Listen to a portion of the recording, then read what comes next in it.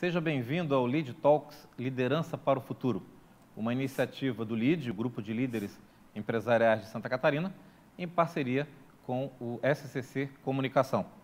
Esse programa tem como objetivo conhecermos um pouco mais sobre as histórias de empresas, marcas e lideranças que contribuem para a transformação da sociedade.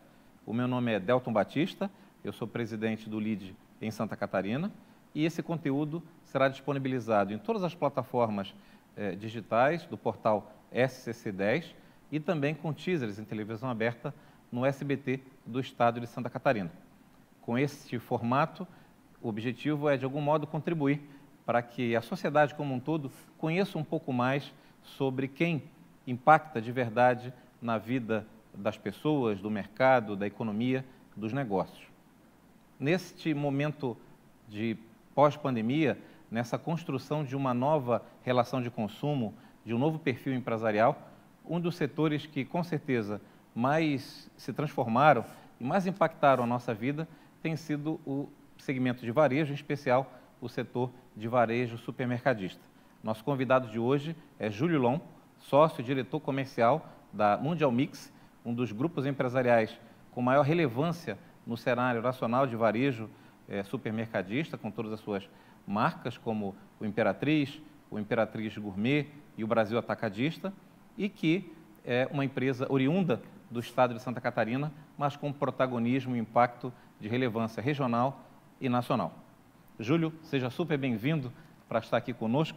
Eu queria começar te ouvindo um pouco sobre a história do grupo, né, desde a sua construção, um dos grupos empresariais mais tradicionais do mercado catarinense, né? Opa, muito obrigado primeiro, desejo a todos aí que sejam bem-vindos, espero contribuir um pouco aí com a história da empresa e poder inspirar algumas pessoas aí em relação a isso.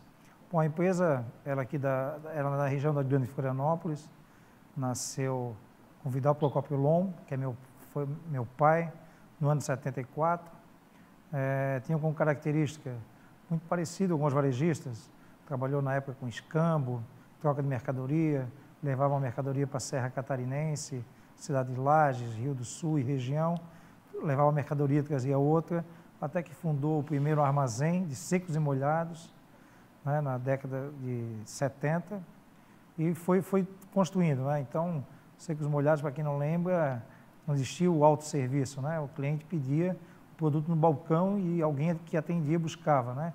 Muito a granel na época, né?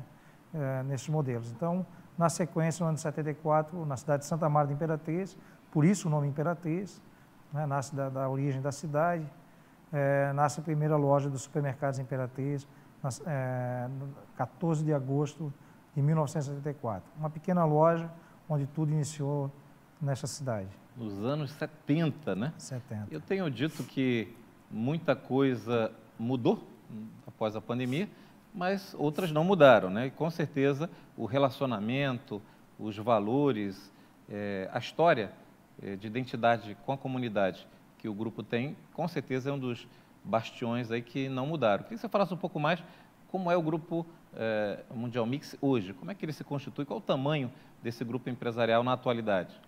Bom, hoje a gente, no cenário, a gente trabalha, como você já citou, com bandeiras de varejo, como Imperatriz Gourmet, muito focado no público que trabalha, e no Brasil atacadista, no público mais transformador, e também o cliente final, que hoje está lá também fazendo compras, né? A gente, como o nosso trabalho, né, hoje ele está muito focado em pessoas, né? Como você falou, veio a pandemia, mas eu acredito que hoje, e isso é pedra fundamental para a gente, mesmo com pessoas, mesmo com toda essa pandemia, ferramentas tecnológicas, esse ecossistema fomentando última milha, última entrega, pessoas nunca foi tão relevante nesse modelo de negócio. Então, seja pessoas no ecossistema que a gente vive de clientes, seja na comunidade que a gente está inserido. Então, a gente tem sim várias ações que buscam ajudar as comunidades, desde festas na comunidade, troco solidário, através também do nosso ecossistema de funcionários, o trabalho que a gente realiza, e também, em alguns casos, até no mundo animal, que aí a gente também tem problemas sérios na cidade, né? Eu lembro recentemente em Lages, né? Quem não lembra, uma matéria dos cachorros passando frio, fizeram umas casinhas. Aquilo inspira a gente a trabalhar. A gente tem produtos como a Docão, no Brasil da Cadiz, que chega a adotar alguns animais nessa época, porque também, na crise, esses animais foram abandonados. Então, e aí você tem que ajudar a contribuir com esse mundo, esse ecossistema. A gente não pode ser tão... o que nos move não é só o lado monetário. A gente precisa disso porque faz parte para rodar, para fazer a coisa rodar. Mas a parte humana, seja ela dos nossos clientes, seja da questão de fazer o bem, de estar cuidando da sociedade, muito além da fronteira da porta do nosso varejo e dos animais, como citei aqui também, com certeza faz toda a diferença.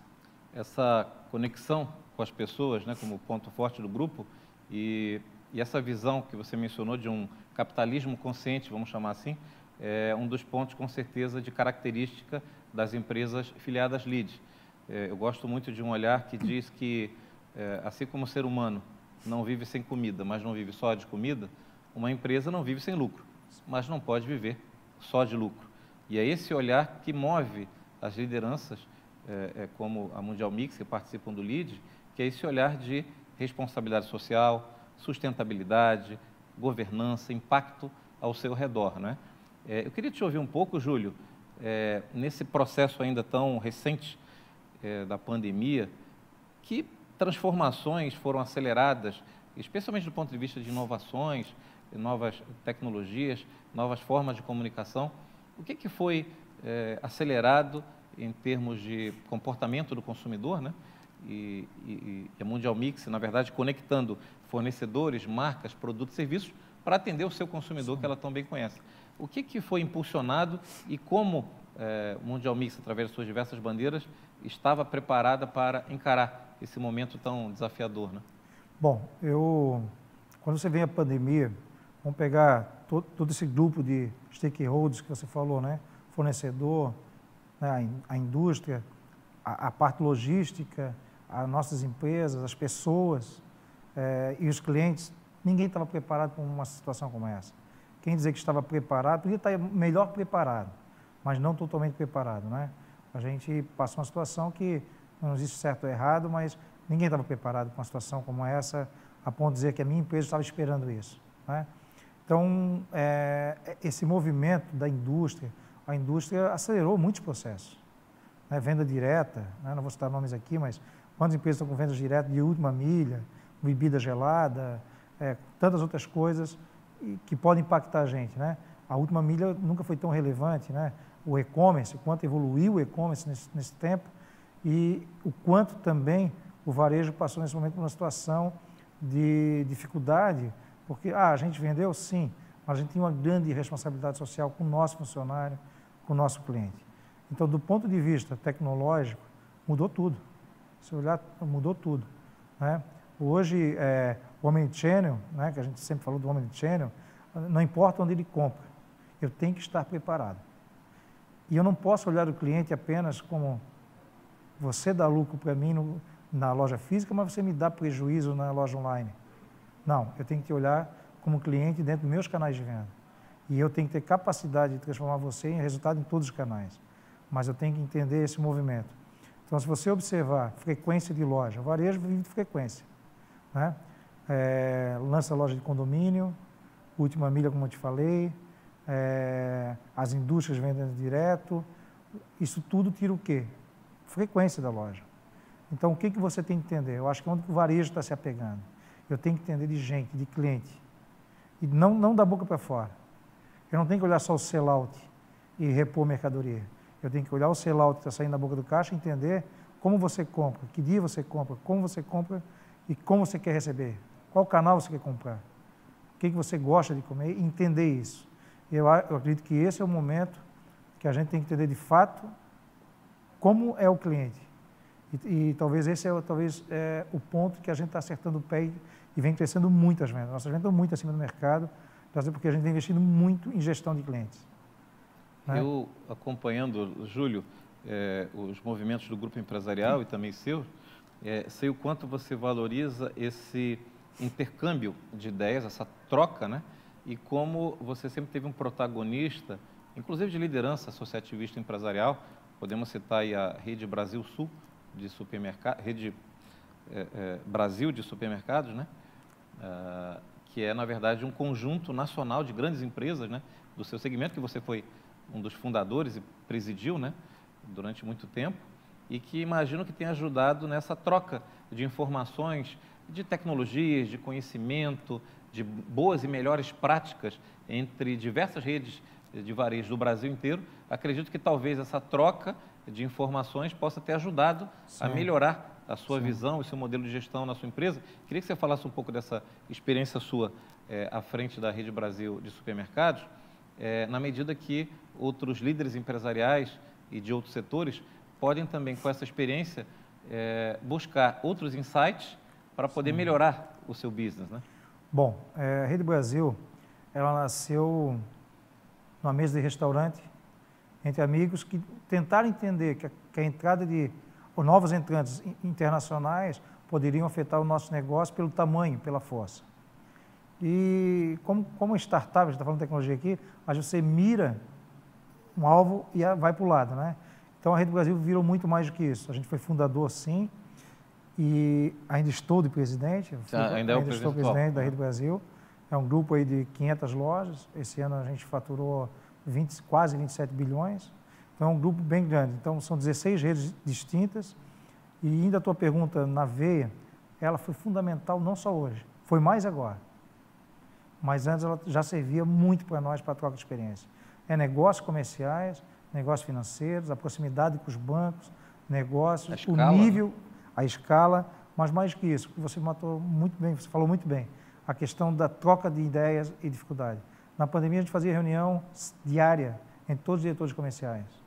Pô, o que está acontecendo na tua região? O que está acontecendo aí? Isso é muito rico, né? Porque uma coisa é certa, quem é empresário, quanto mais você está em cima, mais solitário você é. E às vezes você fica em dúvida. E você, por mais que você consulte seus pares da empresa, ter a visão externa é muito importante. Então a Rede Brasil contribuiu não só agora, foi fundamental para a gente agora. Então essa questão de ter uma empresa com segmentos de outras regiões é uma característica nova no Brasil, mas muito comum no mundo, né? Você que viaja bastante sabe disso. Na Europa, a primeira vez que eu vi isso na Europa faz 20, 25 anos na Espanha. Eu disse, não, isso não pode, isso não existe, é mentira. E nós estamos desde 2004 com essa modelagem. Então, realmente, só soma, só coisas boas, porque a soma do todo, sozinho você vai mais rápido, mas junto, cara, na verdade, vai mais longe. E é um pouco do espírito, claro, do próprio LEAD, como organização multissetorial, essa troca entre presidentes de empresas, CEOs, né, fundadores, que são insights, informações, visão de mundo. É até difícil explicar esse poder do networking, né? Mas não tem como gente de talento, com visão empreendedora e positiva e transformadora, estar junto em algum lugar e não sair coisa boa, né? Então, eu acho que esse é o espírito do associativismo, né? Essa capacidade de você aceitar o novo, né? Porque o brasileiro, a empresa familiar, a gente tem muita essa coisa do cara domina, tal, dominante. Mas chegar lá, a primeira barreira é de quebrar essa barreira e dizer, não, vou ver coisa nova, né? Então, e você falou, multidisciplinar, melhor ainda, né? Outras áreas, o LEAD faz muito bem isso. Né? Mas a gente também visita outros ramos de negócio, faz outras visitas, e com certeza essa troca de experiência, essa união em busca de achar caminhos diferentes para o mesmo problema, né? Nesse tipo de situação, acha-se esses caminhos. Né? Então você sai do rumo, então realmente é muito, muito positivo esse contexto, e só soma, realmente é muito positivo. Eu queria te ouvir, Júlio, falar um pouco mais sobre governança. Um dos grandes desafios, até o desafio batizado aí do índice ESG, né, da organização, responsabilidade social, sustentabilidade e governança, né, nunca se tornou tão premente. Governança no sentido de empresas que deixam de ser a lógica da empresa familiar e passam a ser uma família empresarial. Estruturas de governança que tenham um olhar de transparência, de relatórios, de documentação, de separação entre gestão, sociedade, papéis definidos, né? E esse é um grande desafio das organizações brasileiras, catarinense não seria diferente. A gente vê ao longo do tempo da história muitas organizações que, pelo meio do caminho, em algum momento, não conseguem encontrar o seu jeito de se renovar e se atualizar muitas vezes em função de ferramentas de governança que são deficientes. E, por outro lado, as organizações, a exemplo da Mundial Mix, que tem uma estrutura de governança, que tem modelos e formatos, papéis e responsabilidades muito bem definidos, metas e objetivos traçados, consegue dar saltos, consegue estar prontas, inclusive, para situações inesperadas como essa. Queria te ouvir um pouquinho sobre a sua visão do papel da governança. A gente tem dito aqui no LEAD que os modelos de governança independem do tamanho da empresa, né? Aliás, as startups, como você bem mencionou, já nascem com uma estrutura de governança, né? E elas não esperam ter uma estrutura de governança quando tiverem num tamanho tal, né? Aliás, elas pensam que para estarem num determinado tamanho é que elas têm a governança, né? Sim. Então, eu queria te ouvir um pouco sobre tua experiência nesse sentido. Só pegando o teu exemplo aí da startup, ela já nasce, muitas vezes, no primeiro momento, logo na sequência já arruma um sócio, né? Um investidor, que tem que ter transparência com esse investidor sobre isso. Eu acho que é uma bela lição. Quando a gente faz governança, né, o sentimento que dá para quem ouve a gente, que não tem ainda, ou que está pensando em fazer, por que não fiz antes? Né? Porque governança e transparência andam juntas. Né? Então, eu sempre falo que essa questão de falar de governança e transparência é parar de falar de gente e falar de processo. Não fala de pessoas. Né? Então, a governança ela é boa para tudo, todo mundo sabe o que deve ser feito. Se tem algum problema, vai lá, olha o processo. Né? Se não está atingindo um determinado objetivo, de duas uma, ou foi mal executado, ou o plano não é bom, mas a transparência ela melhora o relacionamento da empresa. Né? Então, está combinado. Né? A gente combinou, sentou, combinou, um grupo de empresários. Então, a governança ela tem que fazer parte dos negócios. Né? Porque você tem que conhecer a sua empresa. É a melhor forma de conhecer de fato a sua empresa, com fatos e dados, seja relatórios, seja atitudes em relação a uma viagem, né? Valor de viagem, coisas simples, que a gente não combina, mas que de repente, como não está combinado, por que alguém, né? Estou falando de empresa familiar aqui, tá? Por que alguém comeu um determinado produto de R$100 e eu acho chateado porque eu como de 50? Ninguém combinou. Se combinasse, de repente, ficaria fácil. São coisas simples, que a gente traz um pequeno estresse no relacionamento, seja entre executivos, seja entre profissionais. Então, esta governança, a modelagem, código de ética, né? Esse conjunto de documentos. Compliance, que no varejo se tornou fantástico. Absolutamente. Isso para mim, o SG que você falou, o social, eu até digo, né, o social e ambiental só existe se tiver governança. É a minha opinião. Porque se não tiver governança, alguém faz alguma coisinha lá. Né? Mas, na verdade, quando tem governança, começa também a existir princípios e valores efetivos. E aí você entende que é importante você trabalhar para fazer o bem para a comunidade. Porque o meio que você vive é importante estar bem. Você pode contribuir. Então, a governança ela faz parte de um contexto onde o executivo trabalha feliz, porque está claro que deve ser feito, com quem eu falo, como eu resolvo. O nível de estresse diminui na empresa e tem uma empresa com certeza mais feliz e muito melhor de se trabalhar. E a empresa perene ao longo do tempo. Nem se fala, né? O futuro, a sustentabilidade, exatamente. Que hoje é não apenas a sustentabilidade do meio ambiente, mas do business. Exatamente. Né? Como eu vou crescer, que é na governança, mas com pessoas motivadas. E aí você vai muito mais longe. Júlio, a gente tem no LEAD hoje uma campanha muito importante que eu queria ouvir a tua opinião, que é empresa de sucesso é empresa saudável. Sim. Até então, as organizações tidas como saudáveis, quando a gente dizia uma empresa saudável, a gente pensava em indicadores de rentabilidade, liquidez, caixa, performance, apenas. E hoje a saúde de uma empresa tem a ver com, como você disse, gente, pessoas, o clima organizacional, saúde mental, ambientes não tóxicos, né? Então a gente está num grande movimento para despertar este olhar e fazer com que as empresas cada vez mais se conscientizem de que atrair e reter os melhores profissionais tem a ver com ambientes, como você disse, de felicidade. Até um estudo de Harvard tem a lógica do índice de felicidade corporativa, né? Como hoje nas organizações do Grupo Mundial Mix, esse tema de saúde integral, vamos chamar assim, esse olhar das pessoas, do time interno, do colaborador, que, claro, reflete com clientes e fornecedores, como isso hoje está sendo tratado por esse modelo de governança? Bom, você falou, acho que a governança é um ponto-chave disso, mas começa na atitude dos donos, dos empresários que ali estão. Então, qualquer empresa, qualquer um seja empresário ou executivo, ou o sócio como empresário, porque às vezes tem hoje Aí o sócio não está mais no dia a dia, então, de repente, qualquer ponto de contato, você tem que saber gostar de gente. Você tem que saber lidar com gente. O que é ter uma empresa feliz, né? É um conjunto de coisas, lógico que envolve financeiro, tudo bem, mas é muito mais do que isso. Uma empresa feliz é saber conversar quando tiver que dar um feedback, é a pessoa saber o que está acontecendo, é dar um feedback, é conversar, ela sentir que você é importante, ela sentir que eu considero ela importante para mim, esse tipo de coisa, ela saber para onde eu estou indo, se estou indo bem, a pessoa me respeita, é gostoso conversar aqui, vibra quando tem que vibrar, sabe dar um feedback sem necessariamente me humilhar, coisas simples, mas sabe conversar. Eu acredito que esse conjunto de coisas, né, com movimentos internos de vamos marcar um jantar, vamos falar sobre negócio, por que vão estar atrás da mesa aqui numa reunião sofrendo, vamos pegar um meio-dia, vamos conversar, vamos para o restaurante conversar, vamos jogar papo fora no sentido, esse tipo de ambiente propicia felicidade. Então eu acredito que ter o respeito, nos respeitar como a gente gostaria de ser respeitado, é muito importante. A gente costuma dizer que lá na empresa, se a gente quer que o funcionário cuide da empresa, precisa começar por nós cuidando dele. Muito legal. Então, isso é o que a gente valoriza. E um princípio do meu pai, né, o fundador da empresa, diz o seguinte: por mais que a empresa cresça, por mais patrimônio que ela tenha, o maior patrimônio sempre será o ser humano. Ela nunca foi tão verdadeira hoje. Eu há 10 anos atrás, não consegui enxergar como estou enxergando hoje. Talvez a maturidade, talvez o momento, como você falou, a gente ficou mais sensível. Tempo, né? A gente ficou mais sensível a esse momento.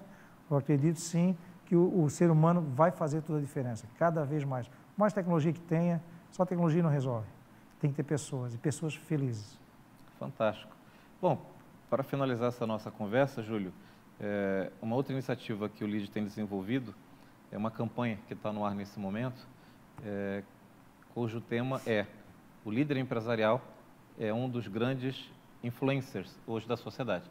A brincadeira da campanha, ela brinca com a ideia do influenciador, o influencer, que tem milhões de seguidores, posta nas redes sociais, enfim, mas quem, na verdade, influencia a vida da sociedade é o líder empresarial. Sim. Porque o seu otimismo, o seu olhar de investimentos, assumir riscos, ampliar, expandir, é isso que muda o emprego, renda, oportunidades de uma comunidade, de uma região. Então, a gente está nessa campanha valorizando o papel do líder empresarial, esse papel transformador e influenciador da sociedade. Você é uma liderança absolutamente influenciadora, não só no seu segmento, né, como ao seu redor. Então, para encerrar, eu queria te ouvir um pouco sobre esse papel inspirador da liderança, né? Hoje, quando você olha a sua agenda pessoal, o seu papel enquanto líder, né? E de que cada medida sua, cada ação gera impacto em emprego, renda, desenvolvimento, né? Quais são as suas causas, as bandeiras que te movem, né? Quais são os elementos que te inspiram também a sair de casa todos os dias, enfrentar e superar novos desafios, como você poderia ter outras alternativas, até pelas conquistas que já construiu, né, com todo o mérito, né? Qual é o teu olhar que sirva como inspiração para o papel do líder nessa nova economia que está sendo construída, né? Eu acredito que todo líder é grato, ele tem que ser grato à vida, né? Alguém ensinou ele, alguém ajudou ele, alguém valorizou ele, então nada mais justo, em algum momento, você botar a mão na consciência e dizer, cara, vou dividir um pouco do que eu aprendi. E o grande aprendizado é que você nunca sabe tudo. Isso é demagogia falar isso, mas você tem que sempre estar ouvindo, né? Sempre você vai aprender, não tem idade para isso. Mas você dividir aquilo que você já conhece é fundamental, né? Então, eu acredito que dividir esse conhecimento, eu adoro fazer isso, eu adoro participar de painéis, conversas, seja na Abras, seja na universidade, que às vezes convido para bater um papo, que me ligam, conversam. Acho fundamental a gente dividir o conhecimento. O conhecimento, ele não vai fazer você ser melhor ou pior. A tua atitude é que vai fazer. E você, ajudando a pessoa, com alguma dica, alguma experiência da tua vida, com certeza essa atitude, com um pouco dessa tua dica, o cara chega mais rápido também. Então, eu vejo que é fundamental e seria muito egoísmo a gente não poder devolver um pouco do que as pessoas ensinaram para a gente também. Recebemos hoje Júlio Lom, um dos sócios da Mundial Mix e diretor comercial, um dos grupos supermercadistas de maior relevância em todo o país. Acompanhe o Lead Talks Liderança para o Futuro em todas as plataformas do portal SCC10 e também na programação do SBT de Santa Catarina e nas redes sociais e nos grupos de comunicação ligados ao LEAD, o Grupo de Líderes Empresariais de Santa Catarina. Nos encontramos no próximo episódio.